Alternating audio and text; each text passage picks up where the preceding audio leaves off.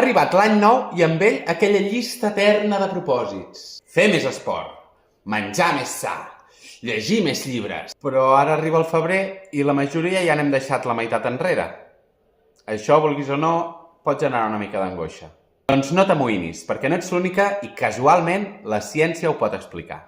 Quan ens proposem una meta massa general i sense tasques concretes ni properes, com acostumen a ser els propòsits d'any nou, l'escorça prefrontal, que és l'encarregada d'organitzar i planificar, es pot veure desbordada. Aquesta sobreactivació el que pot arribar a fer és activar l'amígdala. L'amígdala és la que provoca aquestes sensacions negatives d'angoixa. A més, com ja hem vist en altres vídeos, el nostre cervell busca la gratificació immediata. Si no veiem resultats ràpids, la dopamina, que és l'hormona de la motivació, comença a baixar.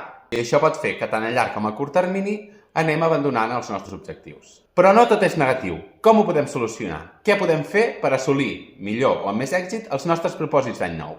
Una cosa que podem fer és dividir aquests grans propòsits en petites metes concretes, més properes en el temps i més assolibles. Cada vegada que completis una d'aquestes metes, el teu cervell alliberarà petites dosis de dopamina que mantindran la teva motivació per acabar assolint l'objectiu final. Si t'esforces per millorar, encara que sigui a poc i pas a pas, ja estàs avançant, i això és un gran èxit. Aquest any proposa't cuidar-te i ser amable amb tu mateixa. Al final, això és el més important.